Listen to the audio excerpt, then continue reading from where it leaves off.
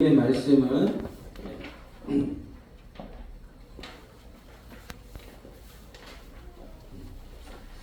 자 우리 기쁨으로 찬양할 이유, 오늘은 좀 찬양에 대해서 하겠습니다. 마태복음 21장 14절에서 16절까지 소경과 저는 같이 함께 공독하겠습니다. 소경과 저는 자들이 성전에서 예수께 나오매 고쳐 주시니 대제사장들과 서기관들이 그의 가지는 이상한 일과 또 성전에서 소리질러 호산나 다윗의 자손이여 아이를 보고 공하여 예수께 말하되 저희의 하는 말을 듣느뇨. 예수께서 가라사대 그렇다 어린아이와 젖먹이들의 입에서 나오는 찬미를 온전케 하셨나이다 함을 너희가 읽어본 일이 없느냐 하시고, 하나님이나 아이들이 열심히 찬양하는 모습을 보니까 하나님이 정말 영광 받으실 줄로 믿습니다. 얼마나 감사합니까? 자, 오늘 주님께서 말씀하셨죠. 어린 아기와 젖먹이들의 입에서 나오는 찬미를 온전케 하셨다. 이 온전한 찬양을 우리가 좀 보기를 소망하는데, 찬양이요 교회에 있어서 굉장히 중요합니다. 하나님, 저는 그렇게 생각해요. 저도 우리 아버님 목사님 목회하시는 동안에도 참 많이 경험했지만, 그리고 다른 부흥하는 교회들도 보면 찬양에 은혜가 있는 교회들은 부흥하더라고요. 그래서 우리 교회도 너무 감사한 게 참 찬양의 은혜가 깊어지고 있는 줄 믿습니다. 찬양의 은혜가 아주 넘칩니다. 그러니까 아까 보니까 마이크 찌직거리는 거 조금만 없으면 정말 우리 하여튼 이런 좀 시스템에 이런 장애가 좀 있어서 그런 게 조금 아쉽더라고요. 그런데 정말로 우리 교회도 이 아름다운 찬양 가운데서 하나님이 은혜 주시고 또 이 자리에 더 많은 분들이 오셔서 함께 찬양하고 그렇게 될 날들을 우리가 바라보면서 또 기도해야 될 줄 믿습니다. 또 그때를 우리가 상상하고 바라보면서 준비해야 되는 거죠.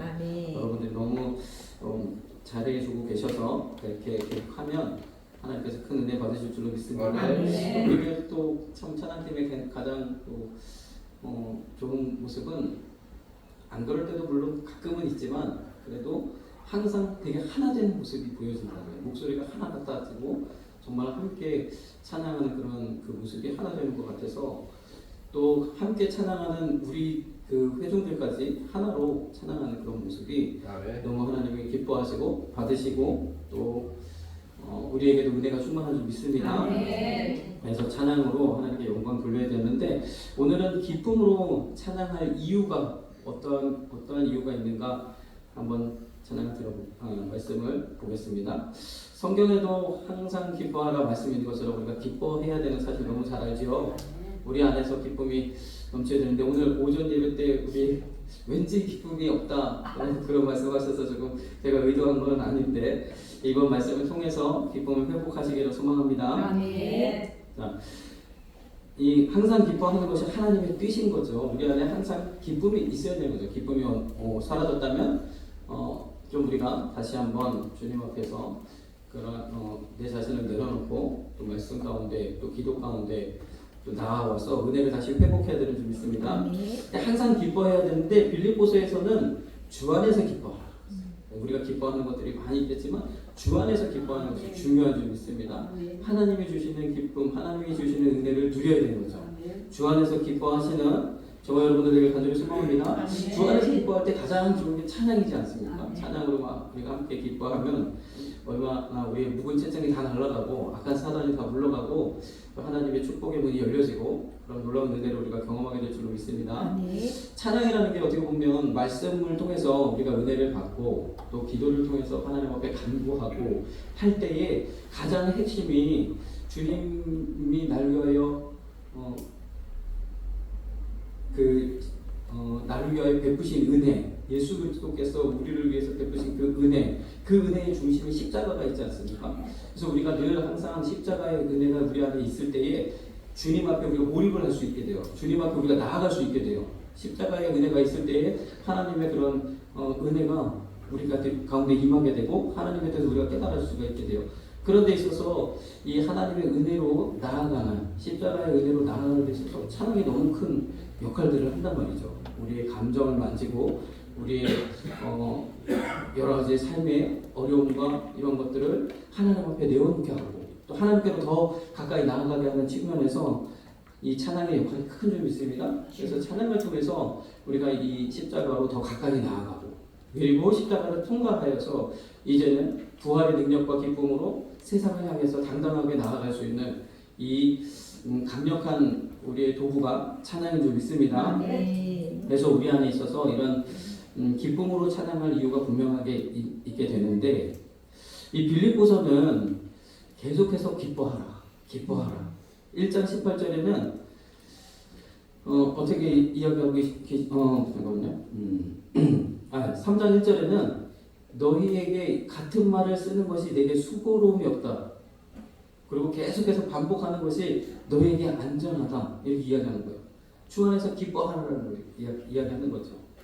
또 빌립보서 4장 4절에도 주 안에서 항상 기뻐하라. 내가 다시 말하노니 기뻐하라. 또 강조하고 또 강조하고 또 강조해요. 어떠한 상황에서도 기뻐해야 되냐면 여기 보니까 사도 바울이 참 복음으로 자기의 모든 것을 내어주면서 복음을 전했고 교회를 세웠고, 그리고 선교의 열매들이 맺힐 때에 이제 사람들이 이 사도 바울가 여러 가지 시기하고 또 사도 바울이 그런 것들 질투하고 또 여러 가지 모함하고 그런 상황에서 열심을 내더라는 거예요. 그래서 각자가 이것이 참이든지 거짓이든지 사도 바울을 시기해서 또는 여러 가지로 인기를 얻기 위해서 어떻게 됐든지 외모로 하나 참으로 하나 무슨 방도로 하나 전부가 되는 그리스도는 나는 기뻐하고 또 기뻐한다는 거죠. 우리가 설령 주님 안에서 좀 내가 손해를 보는 일이 있을 수 있고 찬양하다 보면 또 그렇죠. 찬양이라는 게 참 은혜인 것이 연합되어져야 되잖아요. 한 목소리를 이루어야 되고 한 화음을 이루어야 되고, 그렇기 때문에 좀 여러 가지로 맞춰가는 그런 모습이 필요하듯이 항상 제가 좀 손해를 보더라도 이로 인해서 하나님 영광 받으신다면 기꺼이 그것으로 인해서 기뻐할 수 있는 저와 여러분들이 되어야 될 줄 믿습니다. 이런 상황에서도 기뻐하라는 거예요. 그렇죠? 지금 이제 우리 캄보디아에서 오신 우리 선교사님들도 이제 선교사님이 안 계시니까 더 열심히 할 수도 있어요. 안 계시니까 뭔가 내 세상이다 그러고 열심히 할 수도 있어요. 그래도 우리는 기뻐할 수 있는 거죠. 그죠? 그렇습니다. 그래서 이럴 때 우리가 더 기뻐하시는 저와 여러분들 되게 소망합니다. 2장 17절 18절에는 보니까 나를 그렇죠, 관제로 드릴지라도 정말 나를 이 모든 이 재물 위에 내 피를 갖다 뿌릴지라도 나의 헌신과 이 모든 것을 나를 갈아서 넣어볼지라도 나는 기뻐하고 함께 너희 우리와 함께 기뻐하겠다. 너희도 나와 함께 기뻐하라. 이렇게 이야기하고 있는 줄 있습니다.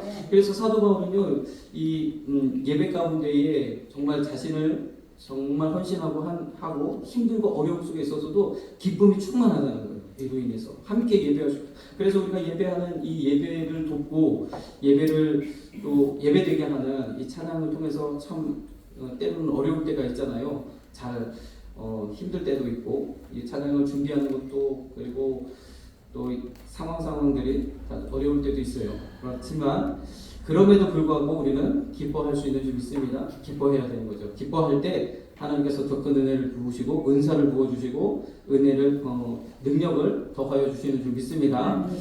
그래서 빌립보서는 기쁨의 복음이다 그러는 거예요. 빌립보서를 보면 기쁨, 기뻐하라 굉장히 반복되는 거예요. 그래서 우리가 참 이렇게 기쁨으로 기뻐해야 될 하나님의 말씀이 당위성이 분명한 것을 우리가 말씀을 통해서 보고, 자, 오늘 이제 느헤미야 8장 9절의 말씀인데요.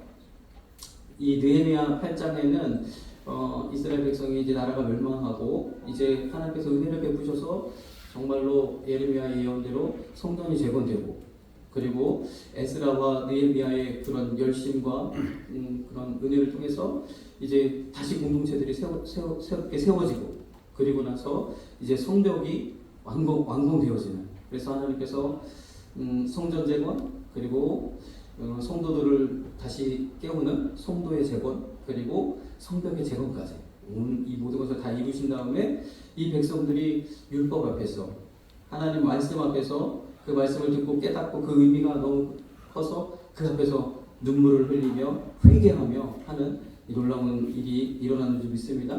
이 모든 것을 완공케 하신 하나님에 감사할 뿐만 아니라 말씀을 지금까지 이렇게 이스라엘이 자기네 민족과 나라가 이렇게 어려움을 처한 것은 하나님의 뜻 가운데 우리가 거하지 못했다. 하나님 뜻을 우리가 알지 못했다라는 그런 자성 어린 그 외침 속에서 막 울고 그렇게 하는 일이 일어나는 거죠. 그때에 느헤미야가 이렇게 이야기하고 있어요. 오늘은 너희 하나님 여호와의 성일이니 슬퍼하지 말며 울지 말라. 특별히 지금의 이 시기가 나팔절, 그래서 기쁨으로 나팔을 부는, 그래서 이제 음력으로는 그 1월에 해당되는 그런 시기죠. 새해에 해당되는 그런 시기이고 나팔절이기 때문에 기쁨으로 하나님 앞에 찬양, 영광을 돌리는 그러한 절기이기도 합니다. 그럴 뿐만 아니라 이 느헤미야는 울지 말라, 슬퍼하지 말라 그러면서 이야기하고 있는 줄 믿습니다. 그래서 우리도 때로는 눈물로 하나님 앞에 나아갈 때도 있지만 또한 기쁨으로 하나님 앞에 나아갈 때도 있는 줄 믿습니다. 그런데 오늘 느헤미야 8장 10장에서는 억지로라도 기뻐하라는 거예요. 너희는 가서 살찐 것을 먹고 단 것을 마시고 또 없는 사람에게는 나누어 주어서 기쁨을 되찾으라는 거죠. 우리가 기쁨이 사라졌을 때는 한번 우리 원로 목사님들 말씀하셨던 것처럼 입술을 한번 잡아당겨 보시고 거울을 한번 쳐다보시고 기쁨을 회복하시는 저와 여러분들에게 간절히 소망합니다. 이렇게 하는 것은 물론 근본적인 것은 아니지만 어쨌든 우리가 기쁨을 회복해야 된다. 그래서 여기서 느헤미야 8장 10절에서 말씀하고 있죠. 여호와를 기뻐하는 것이 너희의 힘이니라. 하나님을 기뻐하고 기쁨으로 찬양하는 것이 또한 우리에게 있어 굉장히 큰 힘이 되어진다. 오늘 말씀하고 있는 줄 믿습니다. 이제 시간 주제를 조금 바꿔서 이제 예루살렘의 큰 찬양의 소식, 기쁨의 소식, 그런 열광적인 그런 놀라운 그런 이 외침이 있었을 때가 예수님이 새끼나귀를 타고 이제 예루살렘에 입성할 때잖아요. 호산나 호산나 다윗의 자손이 하면서 온 백성이 나와서 종려나무 가지를 흔들면서 찬양했고 또 예수님을 계속 따르면서 아이들이 찬양하고 하는 그런 분위기를 우리가 잘 알고 있습니다. 그래서 이때를 우리가 잠깐 보면 이때 주님이 이렇게 새끼나귀를 타고 예루살렘에 입성한 것도 성경 말씀을 응하기 위해서 그렇게 하셨다는 거예요. 말씀하신 대로 선지자들이 예언하신 대로 그대로 주님이 이루셨는 줄 믿습니다. 이것이 어떤 말씀이냐? 마태복음 21장 5절에 보니까 시온 딸에게 이르기를 내 왕이 내게 이만하니 그는 겸손하여 낙이 곧 멍에 매는 짐승의 새끼를 탔도다 하라 하였느니라. 여기 있죠. 선지자로 하신 말씀을 이루려 하십니다. 일러스되 하면서 시온 딸에게 이렇게 말씀하고 있어요. 그 말씀을 이루시려고 그 말씀대로 그렇게 입성하게 되어졌죠. 이 말씀이 스가랴서 9장 9절의 말씀인데 여기서 보니까 분명히 아까 인용구가 보이죠. 내 왕이 내게 임하나니 그는 공의로우며 구원을 베풀며 겸손하여서 나귀를 타나니 나귀의 작은 것보다 나귀 새끼니라 이렇게 말씀하고 있어요. 그래서 이 말씀을 그대로 주님이 다 이루셨다. 그런데 여기 이 말씀에는 또 앞절에 이렇게 이야기하고 있죠. 시온에 따라 크게 기뻐하라. 예루살렘에 따라 즐거이 부르지어다. 기뻐하고 하나님께 기쁨으로 찬양하도록 이렇게 찬양하라고 이야기하고 있어요. 또 그 말씀 그대로 이루어졌죠. 사람들이 다 나와서 종려나무 가지를 흔들면서 이제 이 예수님을 환영하고 호산나 호산나 하나님께 영광 돌리며 찬양을 올려드렸는지 믿습니다. 그래서 그 말씀 그대로 이러한 놀라운 역사가 그러니까 스가랴 9장 9절의 말씀이 그대로 예수님을 통해서 이루어졌죠. 그때에 이 상황을 보고 굉장히 몹시 언짢아했던 사람들이 있습니다. 누구냐면 대제사장과 서기관들. 대제사장과 서기관들이 가만히 보니까 예수님이 저렇게 환영을 받는데 이제 이게 너무너무 배가 아프고 또 자기의 그런 입지가 흔들리고 여러 가지 상황에서 지금 그들에게 있어서는 아주 절대절명의 이제 위기 가운데 있는 거죠. 이때 또 어떤 모습을 보냐? 아이들이 예수님을 따라다니면서 호산나 호산나 찬양하는 거예요. 이전에 있었던 그 모든 상황들을 계속해서 이제 어른들은 한때 모였다가 이제 다 사라졌지만 아이들은 계속해서 예수님 따라가면서 뒤에서 이렇게 호산나 호산나 찬양했다는 거죠. 막 노래를 부르고 환호하고 했다는 거죠. 그러면서 이 대제사장들과 서기관들이 예수님께 말하되, 오늘 16절 보니까 저희의 하는 말을 듣느뇨. 좀 못하게 하라는 거죠. 그만 좀 시키라는 거죠. 시끄럽다는 거죠. 그때 주님이 말씀하십니다. 어린아기와 젖먹이들의 입에서 나오는 찬미를 온전케 하셨나니 나이다 함을 너희가 읽어본 일이 없느냐. 그 말씀 그대로 또한 주님이 이루셨죠. 자, 그래서 이 아이들의 찬양을 하나님이 온전히 받으셨다. 이 아이들의 찬양을, 이 아이들의 외침을, 이 아이들의 어떠한 면을 하나님이 받으셨을까? 우리가 여기에 집중해 보고자 하는 거죠. 자, 이 말씀은요, 주님이 시편 8편 2절 여호와 우리 주의 이름이 어찌 그리 아름다운지요 하는 시편 8편 아시죠? 그 시편 8편의 2절 말씀을 인용한 거죠. 자, 여기 말씀을 보니까 어린아이와 젖먹이의 입으로 말미암아 권능을 세우시며, 하나님의 어린아이와 젖먹이의 입으로 권능을 세우셨다고 했어요. 근데 이것을 주님은 그가 그 어린아이의 찬미를 온전케 하셨다고 말씀하셨습니다.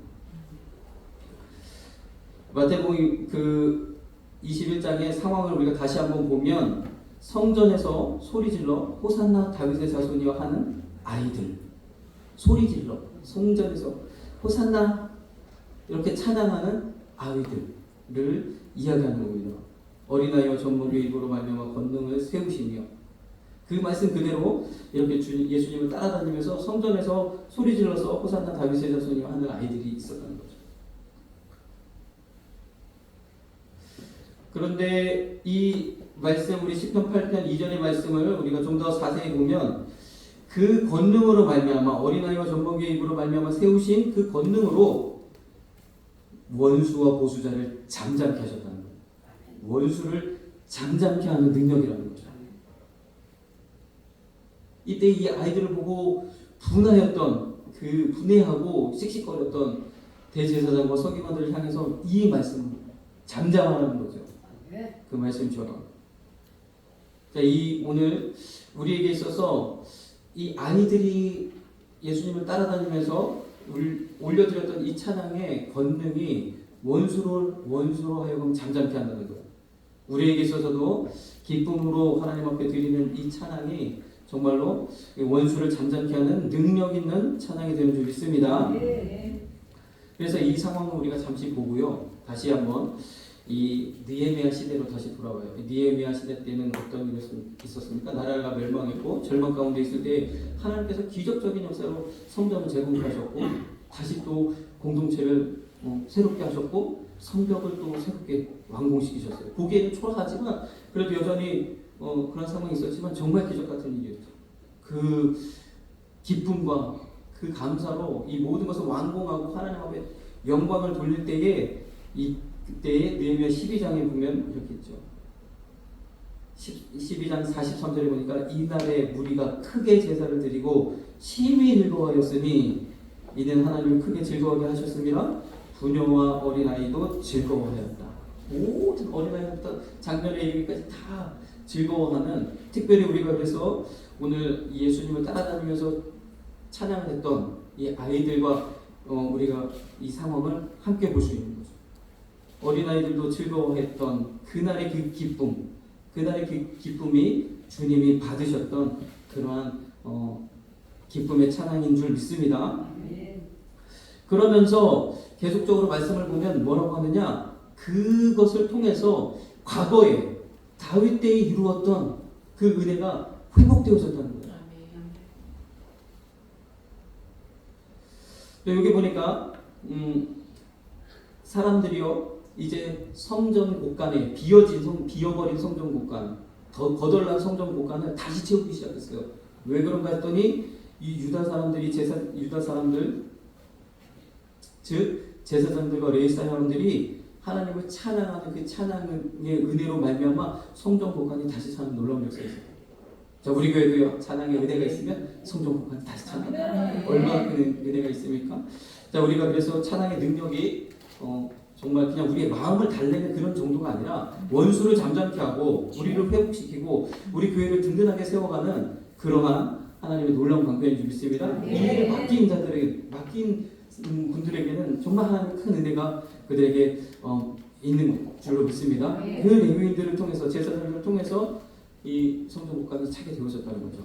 그러면서 언제를 회상하느냐? 옛 다윗의 때의 영광을 다시 그 성전이 다시 재건되고 성벽이 재건돼서 하나님 앞에 크게 예배드릴 때에 다윗의 때의 영광이 다시 회복되는 그러한 감격과 기쁨이 있었다는 거죠. 그래서 우리의 삶 속에도 다윗이 하나님 앞에 찬양으로 드렸던 그 감격이 우리의 찬양 가운데 회복되어지시고 그 감격과 은혜로 하나님 앞에 찬양할 때에 하나님의 영광 받으시는 줄 믿습니다.